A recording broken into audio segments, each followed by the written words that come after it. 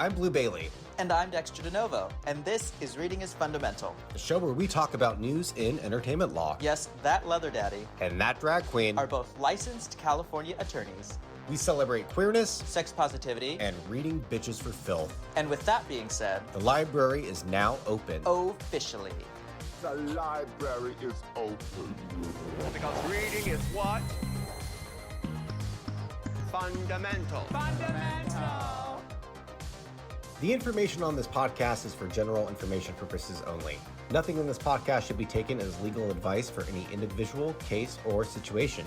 This information is not intended to create an attorney-client relationship. Sorry about it. What? Fundamental. Hi, I'm Blue Bailey. And I'm Dexter DeNovo, and welcome to Reading is Fundamental. How's it going? It's been going. I had such a great time with you on your birthday. We went to Vegas just 2 weeks ago?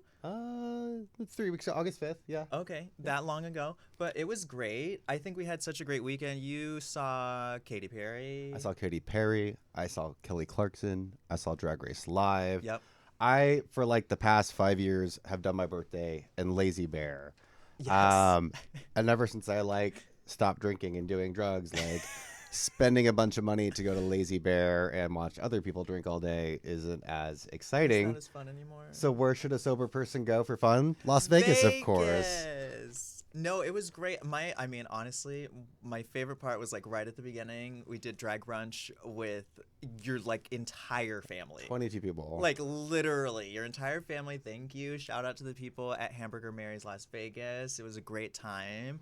But your whole family was so cute and so loving. And the host was like, is this your partner? And she's like, no, it's my daughter. Yeah.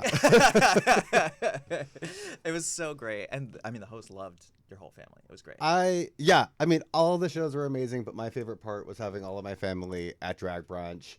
The funniest thing was my brother's very straight. He's in a fraternity, and he shows up late with his girlfriend, and the first thing out of his mouth is, "This is a lot bigger than the last Hamburger Mary's I was at." Word. And I was like, "When were you at Hamburger Mary's?" He was like, "Oh, I was at one in LA, and it's so small the girls can't move anywhere. This is so much nicer. They have plenty of room to dance." You better work, Evan. Yeah. You better work, Evan. That's fucking fantastic.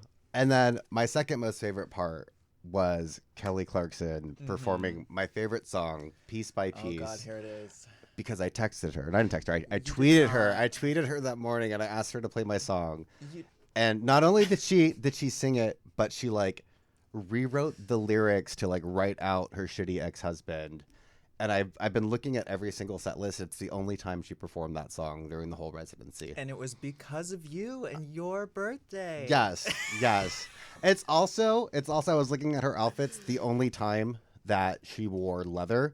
So my theory is she saw my tweet, and she's like, this person likes leather, but this person also has a video of a man pushing a baby out of his ass. So I'm not going to acknowledge him, but I'm going to wear leather, and he's going to know. And that's the story I'm going with. You and your conspiracy theories. I have MAGA level conspiracy theories, but they're all harmless around pop divas and Drag Race. We also were able to go see one of our favorite queens that we have, Miss Scarlet Business. Oh my God, she's amazing. Yes. Miss Scarlet Business is a Cirque performer during the day and does drag at night. I don't know how her body keeps up with it, but she's amazing. And didn't she announce that she got cast in Mystere? God, or something yes, like that? literally when we saw her, first of all, thank you for remembering us and knowing who we were, but she just got cast as the lead character in Mystere. So if you've ever seen the show, there's the red bird that goes and shows up. She's going to be the bird the whole time. She was expecting to come back from her last Cirque tour and just kind of focus on drag, and then this opportunity fell in her lap, and she's like, yeah, duh, I'm going to do it. I remember just seeing her at the last time I was in Vegas going to drag brunch, and she just does stunt, and it's crazy, and she twists her body into a pretzel. Yeah. And she's just looks stunning doing it. It's amazing. She's really, really great. And then the next day, we went to the Luxor pool party. Oh yeah, I don't like the sun, but that was cute. I loved it. I was like, this is fab. Let's do this some more. It was hot outside, but like once you got in the pool, it was like fine. So I grew up in Las Vegas when they had the Blue Moon Resort, which was this little hotel off the strip, and on every Sunday they had a clothing optional pool party. And the hotel also had like some of the rooms were hotel rooms, and some of them like had the door removed and just had like slings installed, so you could like go be naked by the pool and then like go run around the hotel. And my favorite memory of that hotel was like during Hustler Ball or one of the Rent Boy parties, just like walking around and like seeing Bruce Valanche there having a conversation and just like jerking two guys off at the same time. Oh, I think I have to say allegedly. Oh, allegedly. Allegedly. But yeah, it was a great place. There's rumors that there's gonna be a similar place reopening. So I hope we get something like that. There was a new sex club bathhouse that was opened recently by the Fruit Oh, Loop. Kuma Club. Yeah. Okay. By the Fruit Loop, like by all the things. By the Fruit Loop, yes. Yeah. If you ever need to figure out where the sex clubs or public restrooms are, please feel free to reach out and I will let you know. Oh my God, you know all the hot spots. And when we came back, we took you on your very first Krylon makeup shopping trip. I know, that shit's expensive. Ah! So yeah, I like maybe last year I decided that I wanted to start experimenting with drag and makeup. And I kept on putting that off and off and off. And then finally we decided to go. I mean, I've always been a fan of drag, and I don't think I've ever seen drag and been like, hey, I want to do this, until I kind of like started watching Dragula and saw like Dali and the more kind of like monster style drag. You had the experience of like seeing somebody and then you could be like, oh, I could do that, like type of thing. Well, okay, well, not that. Like for me, it was like literally I remember the moment. It's like it was the runway, the rainbow runway on the ball challenge of season 9. Yeah. And then it's like Sasha Velour came out. It was like Rainbow. I was like, who the fuck is going to do like Rainbow, whatever? And she came out. She's like, I'm in a deconstructed rainbow. And she pulls a fucking house out of her. I was like, I love this. I could do this. This is like intellectual, stupid drag. Like, it's amazing. Yeah, I definitely don't see that. I'm like, I can do that because I know it's hard. And I know that I don't like being bad at things. And I know that that's just inherent in the process, and you're going to make fun of me. But it is something that I'm inspired by that would be fun to do and something that I want to try. Yes. And we'll see where it goes. And can I share what your inspirations are so far? Sure. Well, you said Dali, so that's one of your inspirations. But as soon as you were like, oh, Astra Zero is like a big inspiration, I was like, oh, I see this. Like 100% for you. So one of my favorite artists right now is Astra Zero. I found him on Instagram. He does kind of this like CGI kind of Pixar-esque bimbo horror art, and it's like these like himbos that are all steroided out, but like their skin is rotting and there's blood everywhere, and super slutty. Yeah. So I see that for you. Thank you. Yeah, we'll see. We'll keep on checking in and see where that goes. I'm excited. I spend a lot more money than I thought I was going to. Yes, Krylon is very expensive. So I'm happy that you're like, we're getting 3 things at Krylon, and then we're going to Sephora for practice materials. Which is still too much. Next time we're just going to go to CVS, girl. Yeah. Like, that's too much. Too expensive. But our guest today is somebody who could probably help you out with your makeup skills in the future. We're very excited to have her. Do you want to talk a little bit? I mean, I have an introduction ready, but I'll wait until you want me to read it. Yeah. So our guest this week is Peaches Christ, one of my favorite horror icons and favorite people in San Francisco. I remember one of the first... when I first moved to San Francisco, one of the first shows I went to was Poltergeist at some like theater, I think on like Geary or something like that. And I've always been like a fan of horror, and it was nice to kind of see like, I don't know, that represented. And yeah, you get into the official. Okay, here's the official one. We are so excited, thrilled, and horrified to welcome our next guest to Reading is Fundamental. She's a horror movie cinephile, show producer, film director, podcaster, and San Francisco icon. And in just a few weeks, her haunted house experience, Terror Vault, returns to the San Francisco Mint. Everyone, please welcome Miss Peaches Christ. Yay! Thank you so much. Thrilled to be here. I moved to San Francisco, I think 10 years ago, and I immediately became a fan of all of the parody, like, stage productions that you've done. I mean, Legally Black, Adam's Apple Family, I think is what it was. Yes. Drag Becomes Her with Jinx Monsoon and Ben de la Creme. Oh my gosh, all of these are fantastic. How did you kind of get started with doing those kinds of shows? Well, it goes way back to 1998 when I did my first season of Midnight Mass, which was a midnight movie series, which actually is what Blue is referring to over on Geary Boulevard. We started at the Bridge Theater way back then, and basically it was this experiment that was just sort of an idea born of the legacy of San Francisco drag, but really not, just sort of this idea because I'd heard about the Cockettes presenting midnight movies over at the Palace Theater in the late 60s and then doing shows before screenings of these films. So I thought that I was doing what they were doing. And then later I found out when the Cockettes actually started coming to Midnight Mass that what we were doing was nothing like what they were doing. But, you know, the fact of the matter is we were both different troupes of drag queens doing shows in movie theaters at midnight. And theirs tended to be more like acid fueled free-for-alls, musicals, lavish, you know, kind of insane shows that were centered around big old Hollywood films. Mine were more centered around cult films and horror and more, I guess, what you would think of as traditional midnight movie fare, but very much from a queer lens. And we did shows before the movies, and those shows grew over the years, and then the shows kind of became the main selling point, and the shows got longer and longer and longer, and eventually we moved from the Bridge to the Castro Theater, and the show started touring, and the rest is history. That's my favorite. Is there a reason that you do the show before and then you do the movie after? Well, in the early days, it was because the show started at midnight, and so the idea was, I mean, the first few years, the shows were like, I don't know, 15, 20 minutes. They were like a very sort of simplified version of, you know, maybe it was like a sketch bit or a contest with the audience or an interview with someone.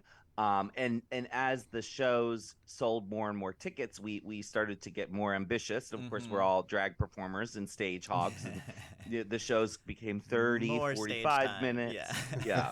And they got longer. And then by the time we moved to the Castro, we ended up at some point just retiring the film screenings altogether. Oh, okay. I forgot that we were going to ask about Jason. Yeah. Oh my God. So we've totally thrown the format out the window. I know I was so excited to ask you questions that I forgot that we were going to talk about Jason and Friday the 13th. The mini topic. The mini topic. So we have a mini and a maxi topic. Our mini topic for this week, we're going balls deep with the horror, is a Jason Voorhees Friday the 13th copyright issue. Do you want to tell us a little bit more about it? Well, honestly, this was pretty kind of complicated to understand, but from what I gather, there are two sides in this copyright battle. One is Sean Cunningham, who is the director and producer of the 1980 film, and then there's Victor Miller, who is the screenwriter for that. So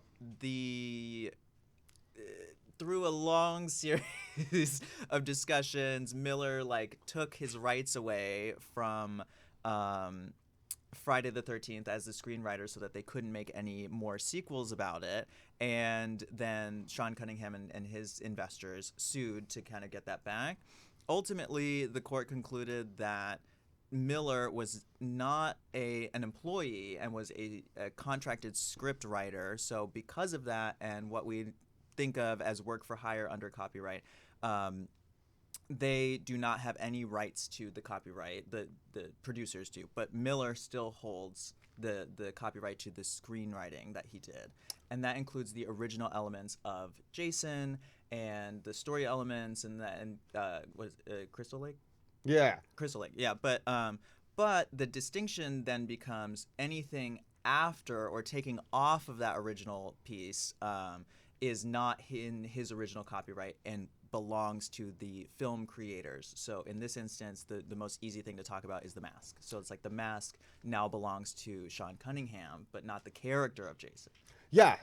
So I guess to break it down a little bit further, the first movie, Friday the 13th, had a copyright holder with the production team, and then the copyright, and the production team, the director, and the copyright ended up going back to the screenwriter who only wrote the script for the first Friday the 13th. And if you're familiar with the series, the killer in the first Friday the 13th, it's the famous Scream question that it's Drew the Barrymore gets tripped on. Yeah.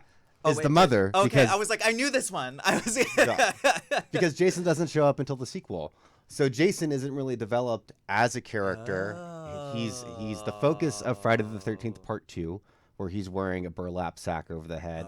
And he doesn't even get the famous hockey mask until Part 3. Part 3. So going back to the copyright issue, the copyright reverted back to the screenwriter, and he has protections over pretty much all of the elements that he created in the first film only. So he has the mother, he has Camp Crystal Lake, and he basically has Jason as a child who pops up, who's mentioned throughout the whole movie, but only really pops up in the last minute for a final jump scare. So I think the thing that was most confusing about it is to like me as a person who's now just getting into the horror genre. Admittedly, You're welcome. Peaches, I'm getting there. Blue has gotten me in it, and now I'm less better afraid. late than never. Yes, I'm getting there. I just haven't caught up to all of the. I gave her homework for Scream. I said we need to watch every single Scream movie, so when you see the new ones, you understand what's happening. And within the first 10 minutes, there were so many small references that she was like, "Thank you." Now, the homework was helpful. I understand everything. He was, but even to get to Scream, it's almost like you have to do a crash course in 80s horror. You know, very that. It's a lot, yeah. Yes. So, but for somebody like me who's like just getting into this series, it was hard to kind of like parse out. So, like you did so easily, like what is Jason the character and like what is. So it's like I didn't know that he didn't even show up until the second movie, much less that the mask didn't come in until the third movie. So it's like it's interesting to see how like those two things. This is really intellectual property. Like they're really trying to intellectually separate these two ideas. It's a huge mess because even if they don't make a movie where, like, let's say they make a movie where you've got Jason wearing a hockey mask. What about the name Jason? Yeah. That was established in the first film. Yeah. So can they even call him Jason Voorhees? Yeah, same thing. And same thing with like the camp. Like, can you use Jason Voorhees, but does the camp have to be different? Right. The case kind of. What's the camp? Camp Crystal Lake. Crystal Lake. Got it. So the case, this issue kind of resurfaced a couple years ago, I believe, when LeBron James's production company wanted to reboot the Friday the 13th series, and the same issues that Peaches just mentioned came up. Like, what exactly can you do if you're doing a Friday the 13th reboot? I saw recently, the article was like maybe a year or two old, and you're like, it may not be relevant, but we're going to talk about it because it's still ongoing. But Peacock is doing Camp Crystal Lake, and when they made the announcement, they're like, it's a prequel. It's going to focus on the mother. It may not even have Jason in it. It's definitely not going to have Jason with the hockey mask in it. Yeah. And when I heard that, I was like, it's A24, so I'm very excited to see what they're gonna do. But I was like, how are you doing this without the iconic Jason? And now it all makes sense. That's what we have done episodes about like where the extent of copyrightability is, and we've talked about like the Scream mask, the Jason mask, the other one with the mask that I can't remember, the Halloween ones. Michael Myers. Michael Myers. See, I'm so sorry. Or Peaches. Corey. I'm so sorry. Or Corey Cunningham if you're going with the latest movie. Yes, but it's like it's like you think of that mask and you think of this movie franchise, which is kind of like trademark and blah blah blah. But like, how are they going to do this franchise without the iconic mask? They were also mentioning that the original writer, who is probably in creating the series that focuses on the prequel, that they could have Jason in it, but Jason has to be a kid and remain a kid. And I don't understand how you could tell an ongoing story with a kid. with someone that doesn't progress. Well, just Yeah. to play it out as someone who loves creative challenges. Yay. One, I think it's worth noting that Brian Fuller is behind that TV series, Yes. who Okay. is a openly queer content creator, best known probably for making the Hannibal series, which was a spinoff from Silence of the Lambs. So and his work tends to be of a high quality. Like he's a talented TV producer.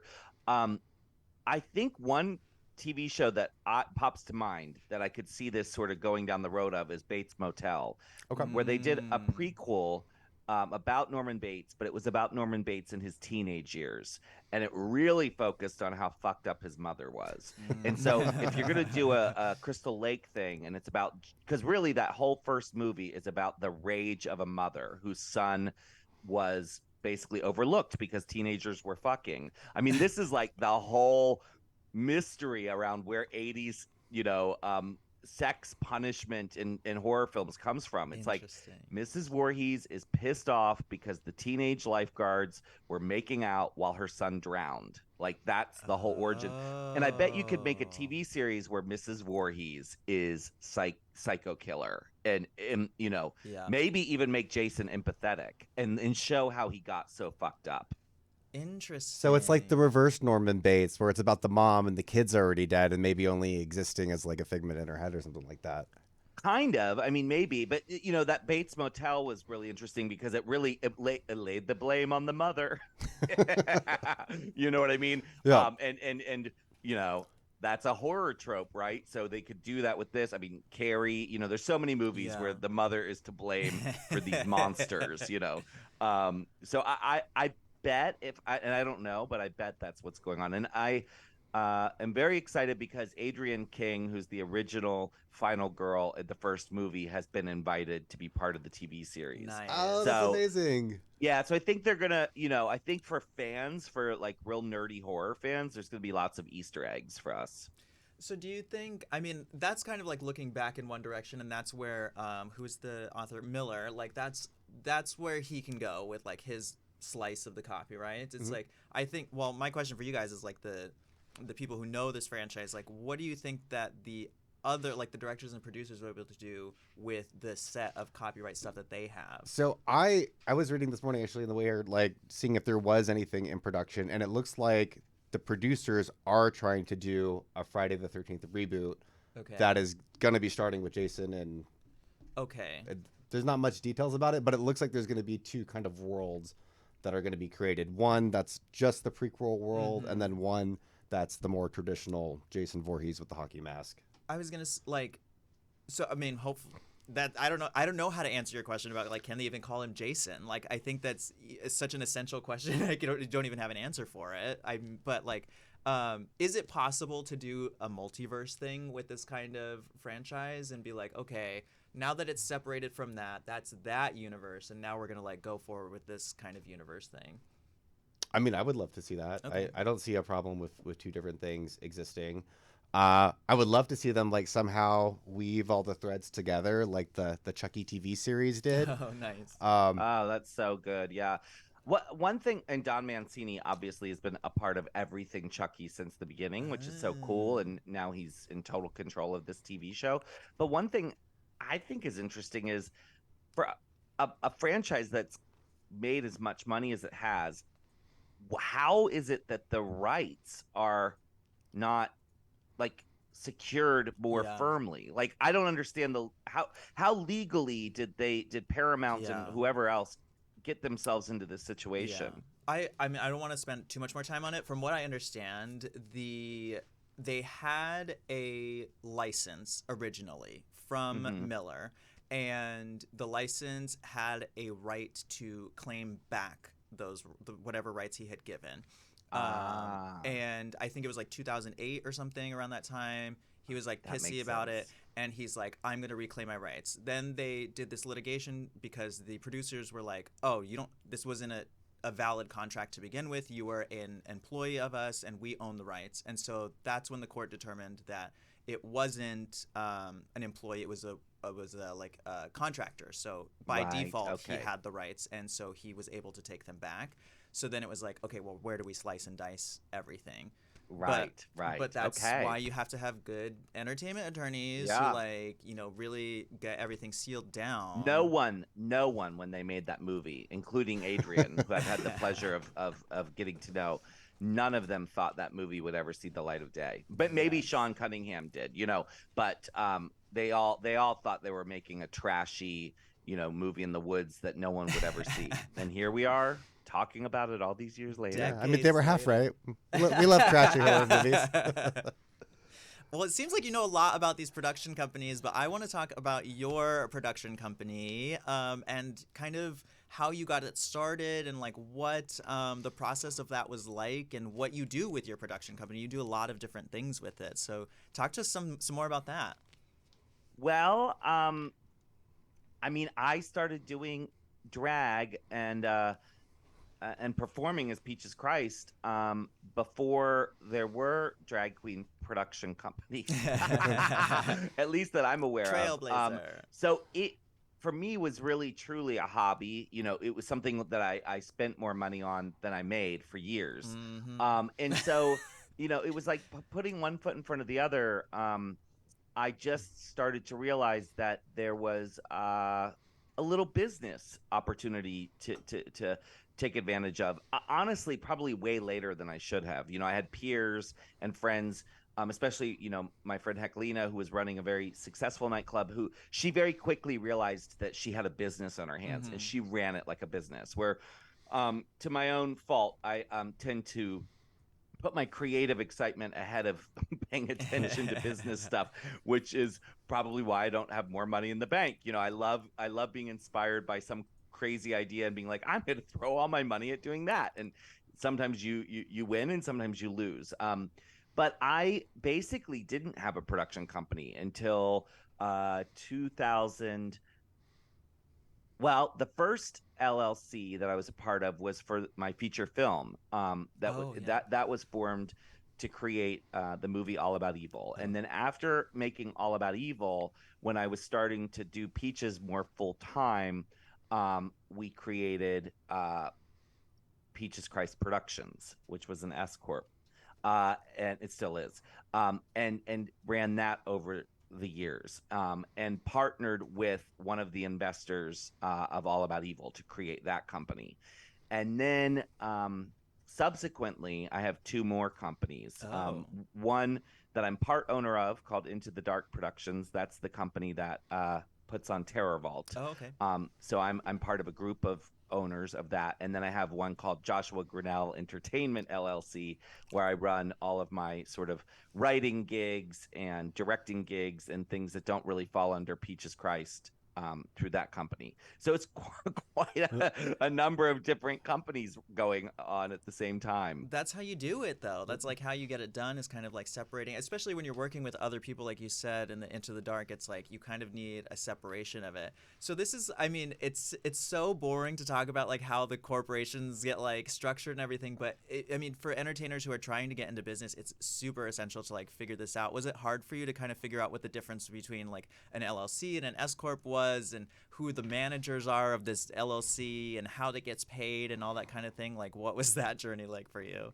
Yes, I will just answer and say, yes, I have no interest in it. You know, I resent sometimes that's part of what we have to do, you know, as creatives. Like, I'm pretty bad about being excited about that sort of stuff. So I tend to engage accountants and lawyers and people who I trust. And I'm a firm believer in paying for that sort of thing because, like, for example, there are now, because drag is such big business, there are accountants who specialize in working with drag performers. Yeah. I mean, that's new, but that actually is how I set up Joshua Grinnell Entertainment. Is I went to him and said, I feel like I need this other company because I have all these random gigs and I don't really know how to run them, and it's not paying off to be an independent contractor. In fact, people don't really want that. And certainly when the laws changed under Trump, it really, you know, it made getting taxed a lot more Mhm. challenging. So I ended up paying this guy who works with me and Bob and Trixie and Jackie Beat, and I mean just a ton of people, because he knew what he was doing. And so It counts honestly, it to the I paid him to stars. create the company. Yeah. I mean, So that's he did the work. He filed the papers. He told me where to sign. That sort of thing. I would see. That's why you need people like us. I would love to do all that awful paperwork. That you, I'm like a creative person, and I think that's like where my specialty lies is kind of just like what is the balance between like the boring logistics and the creative, and then I can make creative logistics. Like you know what I mean? Right. It's like you figure out creatively how to get these things done, or like how to organize different things. So I think it's cool to do that. Yeah, you have a lot of different projects going on, and you mentioned that like you found an accountant that's very familiar with drag. When you were searching for an attorney, did you want an attorney that was focused on drag or general entertainment? How did that selection process come along? Well, honestly, I've worked with different attorneys, Yeah. because, for example, when dealing with certain kinds of entertainment, for example, if I'm putting together or trying to put together a movie deal or something, there are attorneys who just specialize in indie filmmaking and indie Mhm. filmmaking financing, and making sure that you're protected in those deals. And then I guess for theater, believe it or not, for Into the Dark productions and for our contracts and all of those things, we use an attorney out of New York who specializes in live performance and production. Yep. And even though it doesn't seem like it would be very different, they are different Yes. enough. Yes. That having someone who specializes in film and really understands film Mhm. is different enough that it makes sense to have Yeah. a different attorney work on Terror Vault, Yeah. if that makes sense. So Yeah. again, I go out and just kind of ask for references, and Mhm. I tend to uh, uh, encourage people to um, you know surround yourself with people who inspire you and maybe even intimidate you. Yeah. So I've always pursued relationships with like people I idolize, friendships with people I'm a fan of, working with people that I am intimidated by and inspired by. But the nice thing is once you work with folks, or Mhm. you're in their orbit, you can kind of learn from them, and also hopefully Yeah. maybe even share resources and things. Yeah. Yeah, you've built this great team around you. Like, how often would you say that you actually get like a contract on your desk that you have to review, and like what sorts of agreements do you deal with your businesses? A lot of it, honestly, I probably just like right now I have a management group that represents me for certain Mhm. projects. They're out of London, and this is so weird. So of all the things I never could have predicted happening in my career, quote unquote, I would never have imagined that I would start doing shows for, like these big, bona fide, revered institutions like the San Francisco Symphony Hall. Yeah. Um, and that's something that happened for me. And those Yep. those symphony shows sort of took off, and I was And you doing. did it in London too, right? I Yeah. did it at the Royal Albert Hall. Oh my and I'm gosh. going back to the Royal Albert Hall Wow. in December. So that group that manages me and the conductor that I do those shows with, they're called Polyarts Entertainment. When you pay for a management group like that, you're also paying for their attorneys, Okay. Okay. right? So they get a cut of whatever I'm making, but part of that goes toward making Okay, sure that gotcha. when they hand me a contract that's come from the Royal Albert Hall, Mhm. I don't need to then turn it over to an attorney because my team has already, sussed it out. So I've got Yeah. that. Then I've got the independent small gigs that I still love to do. Mhm. And, I'm constantly juggling. And those smaller gigs, especially if it's like a local gig, or like I just did something for a friend where a contract was in place, and I didn't give it to an attorney. The amount of money wasn't, Mhm. Yeah. Yeah. it wouldn't have made it worth it. Yeah. If it's like 500 So bucks, yeah. Yeah. If it's 500 So I bucks and the just, attorney you know, costs like 250, yeah. it's like no. Right. Like So I read through it and look at it, and most of them are pretty Yeah. standard. I mean, Mhm. sometimes they even ask me if I want to send my own contract, Yeah. right? So it's it's kind of like, I think I'm just in a weird situation. I'm not successful enough that I can have a team working for me like all the time. Yeah. But I also am, successful enough where I get a little taste of that here and there, and this project is at this level and this project is way down here and still kind of underground. So I'm kind of all over the map with this stuff. I'm assuming for things like if you're booking like Bob the Drag Queen for Legally Black, like that type of thing, it's like Bob probably has her own LLC that you're contracting with your own LLC or S Corp or whatever it is. And then those two companies like sign the documents together. And then eventually, for people who don't know, like you pay the companies each other and then you get paid from that company. Is that correct? Yeah. Yeah. So like, let's say, in the case of Bob, and I don't think she'd mind me sharing this with you. How much does she make? I'm just kidding. Too much. Especially now that she's on tour with Madonna. Oh my God. Well, she's sick now. So. No. Madonna rebounded Yay! real quick. Yeah, everything's rescheduled. Yay! Yeah. So with Bob, there is a management group that represents Bob that I work with called PEG. They represent a lot of the girls, and it's different. It's different even within that group. There's different relationships, so they must have different deals with different clients. And with Bob, basically Bob and I talk.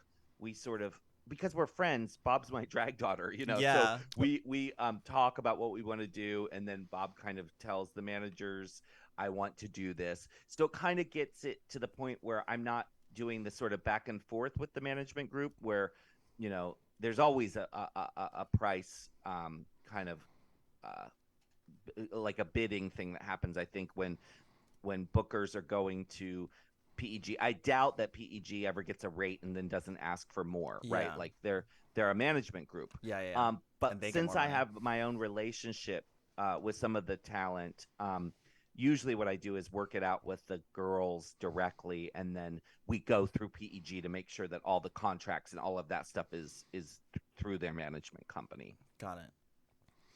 When you're coming up with your parodies, like what's kind of like your writing process just to make sure that you're like not going to get in trouble for like copyright? Some of the things that we just talked about, like what do you think about and what is your process there? And I mean, specifically for parody, because it's like that's what you're going for. It's like you're doing a parody of it, so it's like how do you walk that line, that parody line?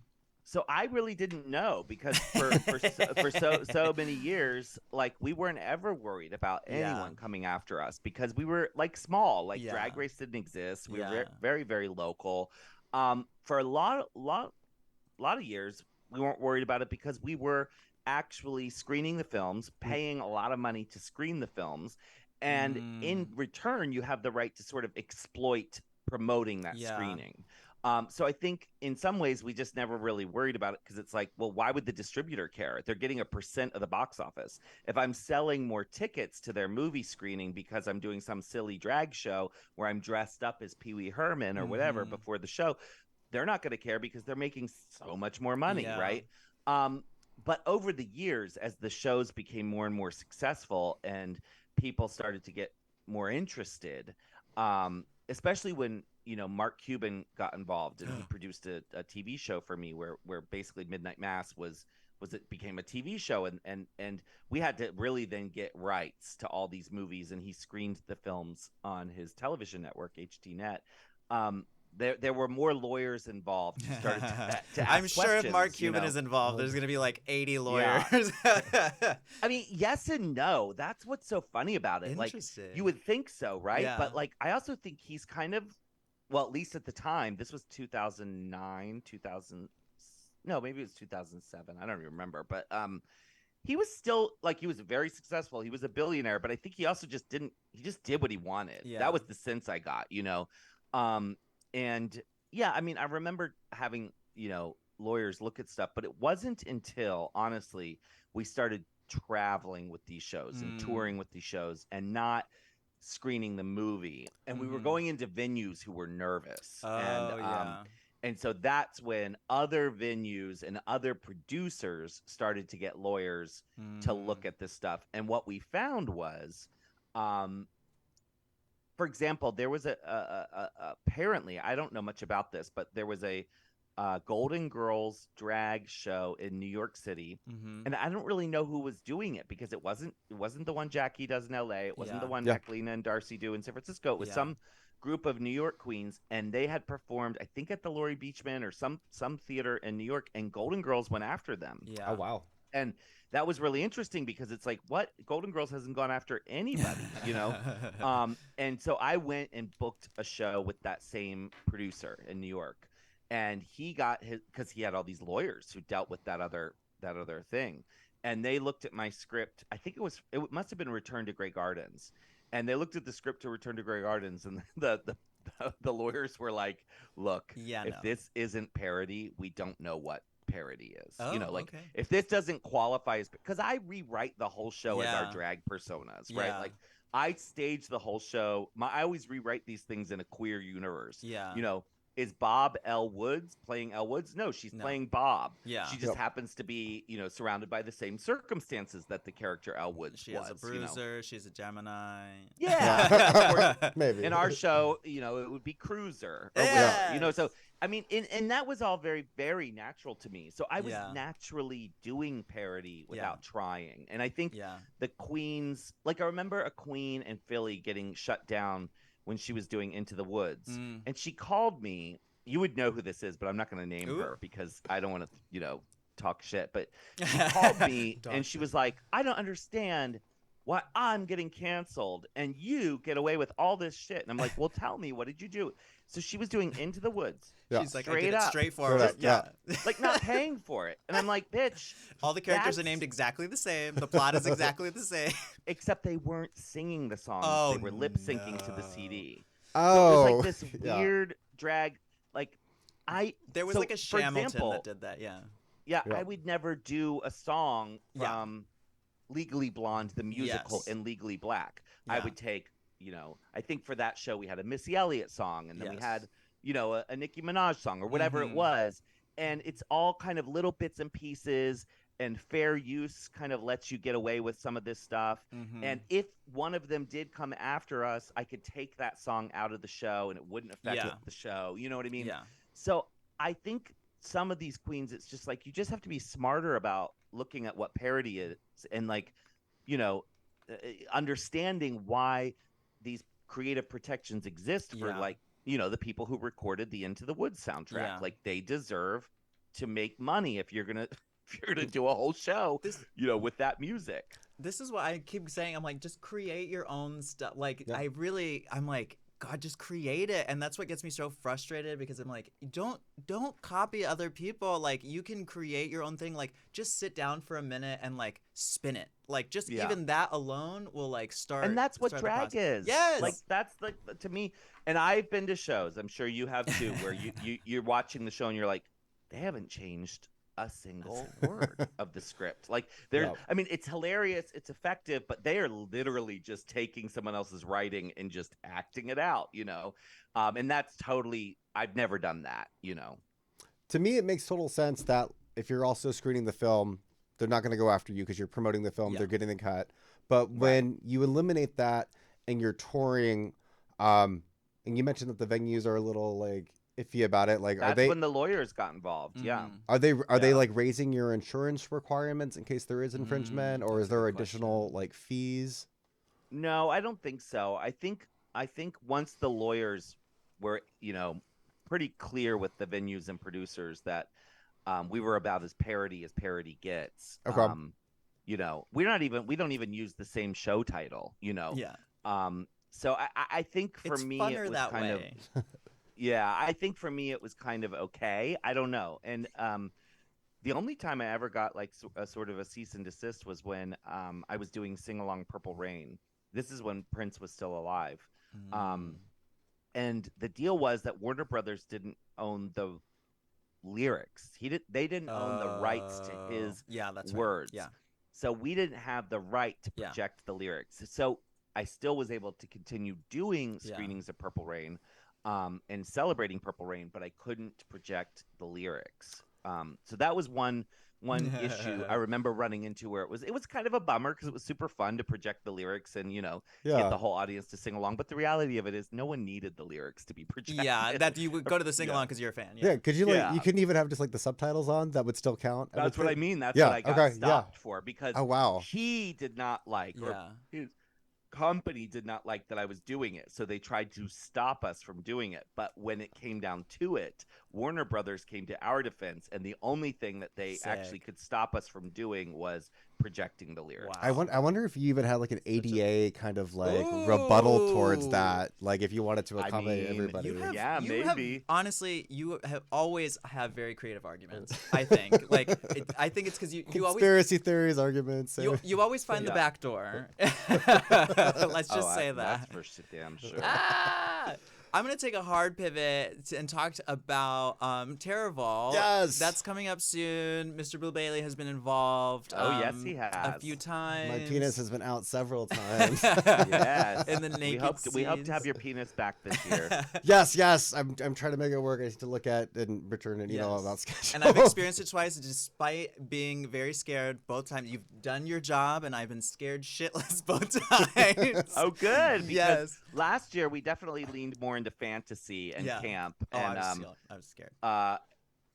And I got a lot of feedback that was like, I wish it was scarier. So this year I'm leaning much more into horror. Oh fuck.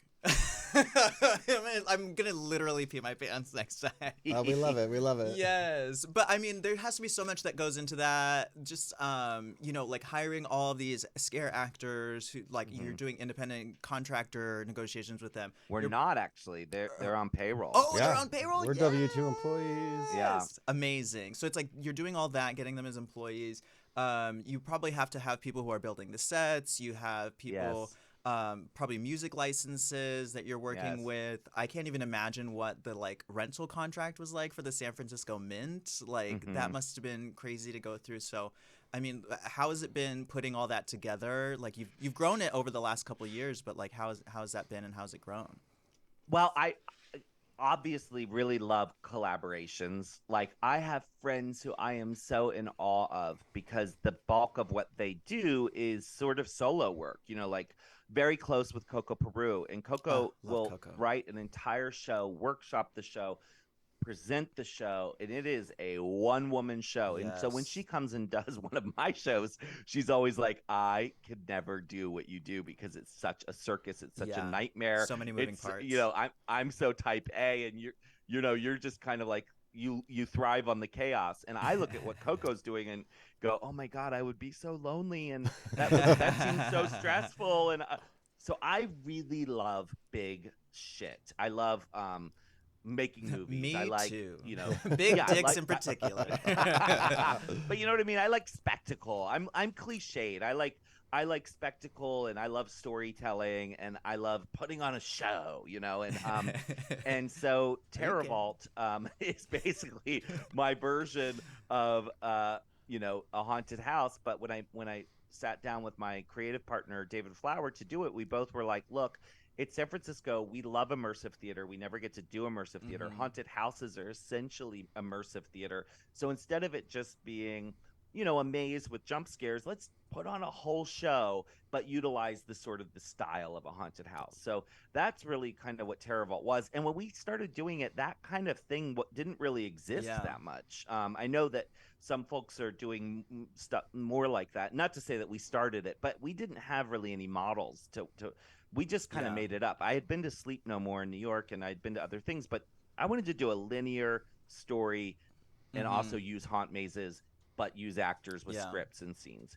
And so now, like you say, it has grown to, I think this year we probably are employing about 200 people. Whoa. Who, they are the queer underground weirdos, right? Blue knows, you come to it, you come to TerraVault, and I don't know what's scarier, that's all the fun monsters people on the set or the people in the green room. But we're the freaks, we're the weirdos, we're the artists. And so we've got a massive team that build all those sets, all summer long. And then we've got all the actors and then all the makeup artists and the special effects people. And like you say, we work with a genius sound designer who takes all sorts of different, she's a genius musician who like all that music you hear in the show is designed by a woman named Heather Dunham. You know, Wow. So, Specifically yeah, for the show? yeah. Oh, yeah, I never realized that. cool. Yeah, That's so cool. What I guess what sort of like trademarks do you have for the Terra Vault and maybe just in general around the Peaches Christ brand? Well, we have Peaches Christ, which is owned by Peaches Christ Productions. And then as far as I don't know, to be honest, I don't know. I don't know. You know, I think we've approached lawyers about things like, can we trademark this or can we trademark that? And some of it I think we have, and some of it we haven't. So I honestly don't really know. As you probably know better than me, I don't know how much trademarking would protect us in something like Terra Vault. My sense is that maybe someone wouldn't be able to open a show called Terra Vault where they do the same thing we do, but I think someone could still make a movie called Terra Vault if they wanted to. You know, like I don't know how far those trademark protections get you. It would probably be under a live production. Like there's different categories in trademark. There's different classes, and so like you'd probably put that under live production. And so you're right. It wouldn't protect you for a movie. But even someone like Peaches, like let's say someone decided to call themselves Peaches Christ, or like I have people who take my handle and then I don't have like the handle Peaches Christ on Instagram because some bitch in Ireland has it or whatever, you know, who I messaged and said, hey, I'm this drag performer. Would you give me my name? Yeah. And she wrote, oh my God, I'm a huge fan. I'm like, then why did you do this? What? Like, and then blocks. And then blocks you. She never asked for money or anything, but then she just ghosted me. Wow. It's like weird. so weird, That's right? so weird. But I don't like. I couldn't. There was no recourse for me through Instagram to get that name back. Yeah. You know. Yeah. Are there any thoughts or intentions to kind of like package the Terra Vault and license it out so it could happen in multiple cities during the Halloween season? I know it's a shit ton of work to produce just one. Yeah, it is really a ton of work, but I do have a model of creating shows in San Francisco through Peaches Christ Productions, and then bringing those shows to Los Angeles, Seattle, Portland, New York. So there has been talk, and Blue, you understand how much work this would be, but there has been talk of taking something like The Immortal Reckoning, which I think was a really solid show for us, and mounting that in Los Angeles. Yeah. We're a little bit nervous about doing it, so we haven't done it yet, but we are taking Fang Bang, which is our vampire bar. Yeah. Yeah, it's our vampire bar, very Fang Bang. draggy, very 80s new wave goth. Yeah. You know, cabaret. And we're opening that in Denver this October. That was my second time out in drag was Fang Bang. Was it? Okay. Wow. So we're experimenting. We're taking Fang Bang to Denver. So actually, we opened Terra Vault in the last weekend of September, and then David and I fly to Denver to work with the Denver crew there to get Fang Bang opened in Denver. Wow. Oh, fun. Yeah. Well, so we'll see. Before we end, if you have just like a quick story maybe about like some crazy legal kerfuffle that you've been through, give us like a quick pitch about it, and then we can... Yeah, give us some drama. Yes. I mean, there's a couple things I thought of. I've kind of been lucky that I haven't been in anything too insane. What the Midnight Mass one that came to mind was the Purple Rain. Oh yeah, okay. That's a good one. That's a really good one. One that I thought might be of interest to your listeners is sort of it's more about movies and things, and I'm actually the reason I've been thinking about this is I'm hosting kind of this screening, or not hosting. I'm not hosting it. There's something called the San Francisco Queer Film Festival, which I'm just learning about. They're doing a screening on Friday night at the Opera Plaza of this film called Filthy Gorgeous, which was all about Tranny Shack, which is the nightclub where I grew up. Mm-hmm. And that movie is a great movie, and it was made, I think, back in they filmed it in 2002. I mean, that's how old this film is. And they filmed for years, and they put this movie together, and they got it out in festivals, and it's called Filthy Gorgeous. And they never got distribution because they filmed a drag nightclub without any music rights. Oh no. And so that was something where it's such a shame, because this thing that's this perfect snapshot of this unique time and place. I mean, imagine it covers 1996 to 2002 in San Francisco, Tuesday nights at the Stud. It's fabulous. But we were all performing to legendary music, Yeah. you know. Yeah. So how do you make a movie like that and Without the rights. not have $1 billion, right? Like I think that's a legal kerfuffle that's really a shame, you know. So if you're in San Francisco and you want to see the movie, you can come out to the Opera Plaza this Friday. But otherwise, you know, a lot of people are shit out of luck. Wow. That is a crazy one for sure. Yeah. I've never seen it, but I'll go check it out. That's amazing. Yeah. We can't thank you enough for being Yeah. on our podcast. You've been amazing. This has Thank been you. great. Thanks for having all me. of our listeners, please make sure to follow Peaches Christ on all of her socials and see all the amazing But the drag queen things. Peaches Christ, not that Yes, bitch in Ireland. not that Yeah. kind in Ireland. Make sure you it's got that blue check next to it. Yes. Yeah. Where can people find you at? Oh, Instagram and Facebook and TikTok and peacheschrist.com and terrorvault.com. So many amazing things that you're doing. Thank we you. love it. Yes. Thank you so much. Thank you. And See you soon, y'all. See you soon. Thank you all for listening to Reading is Fundamental, and we'll catch you next time. Bye. Bye. Bye. Because reading is what? Thank you for joining us for another episode of Reading is Fundamental. Be sure to like, comment, and subscribe so we can keep bringing you the show for free. As a reminder, Reading is Fundamental is brought to you by Fleshbot.com, the leading resource for gay erotica. DM us with your comments, questions, and let us know what you want to hear. Or you can email us at readingisfundamentalpodcast@gmail.com.